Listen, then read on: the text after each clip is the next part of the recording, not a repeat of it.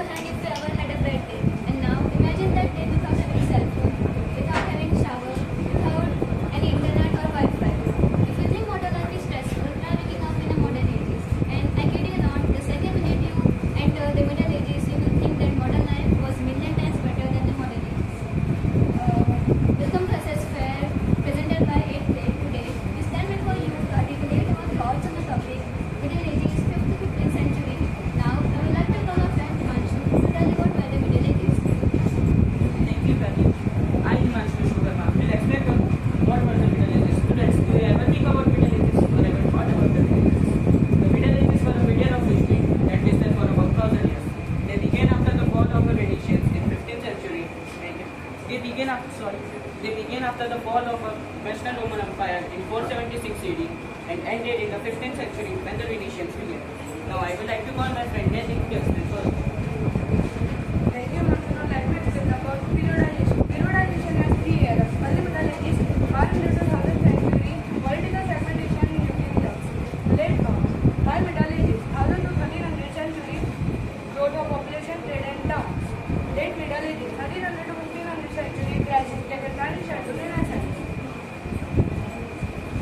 Now let me explain about the early Middle Ages. The early Middle Ages were also known as the Dark Ages because they think learning and progress stopped after the fall of Rome, but students today know a lot of important things that were happening in the early Middle Ages.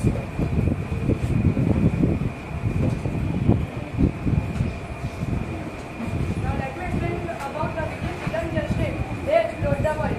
They reached North America around 500 years before Christopher Columbus, and they are to Iceland, Greenland, Russia, and even the Middle East. And built ships that were fast, flexible, and ahead of their time. Now I would like to call others for further speech.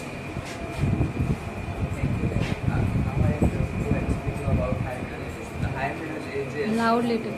The High Middle Ages from about 1000 to 13,000 AD was a time of exciting growth and changes in Europe. One of the most interesting things that happened in this time was that the towns began to grow rapidly after a centuries of rural age. After a centuries of rural area, in this period, better farming methods were produced, which allowed the population to rise and encourage people to move into towns.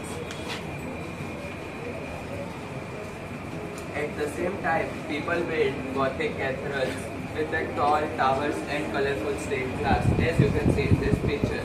And the first university was founded that showing that learning and creativity were becoming more important than before. Now I would like to call Shri Kavya for the speech. Now I would like to tell you about the society in the Middle Ages. Loud. So do you know the society was divided into three estates? Those who pray, the clergy were the priests, monks and nuns. Those who fight the nobility were the kings, lords and knights. Those who worked the peasantry were the majority producing the food and serving the rest. The further research is about life and culture during the medieval period. So let's start with the power of the church. When the Western Roman Empire was fallen, after that the Europe became divided and unstable. During this time of confusion, the church became a guiding light for all. It offered hope, rules and stability when governments were collapsed. The church also had control over knowledge because at that time only priests and monks could read and write and know. The further topic is architecture during the High Middle Ages. Architecture changed dramatically. It was a time when the famous Gothic style was being evolved. They transformed the way of designing the churches and cathedrals. Instead of heavy and dark buildings of earlier times, architects now wanted high, light and blue for the structures and aim to reach towards the heaven and to fill the inside with colors and brightness. Thank you for listening. Now I would like to call my friend Himanshu for the further speech. Now I will explain about the literature. One of the most important changes is that literature not started writing only in Latin, but also the languages people actually spoke, such as French, English, German, and Italian. These are some novels written by William Shakespeare, like Romeo and Juliet and Hamlet. Now let's go to the next topic, that is the evolution of English art. During the High Middle Ages, there is a major changes that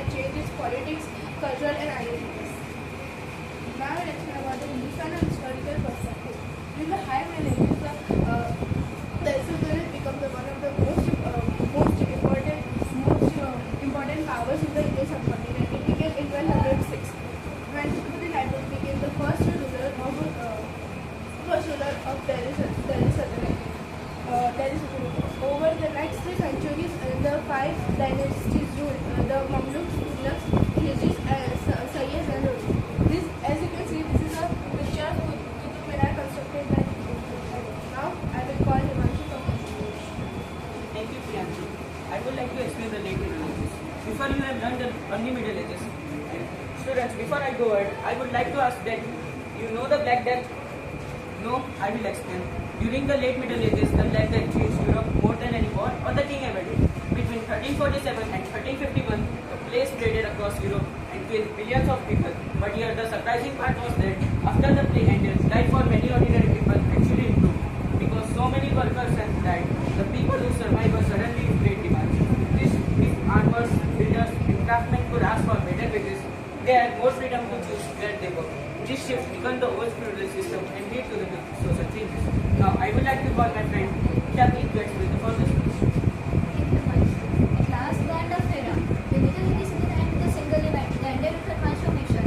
A journey from fear to reason, from darkness to awakening, from old traditions to new discoveries. It felt as if the world was opening its eye after a long sleep.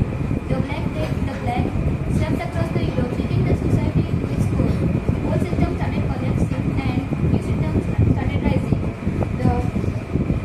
The Black Death, also known as Plague, was ended, and so the end of the Middle Ages wasn't just the end of an era; it was the beginning of a new world, a world ready to explore, discover, question, and dream bigger than ever before. Last, I thank you all present about you to take out your precious time for hearing us. Thank you. Always the big minaret in the world. I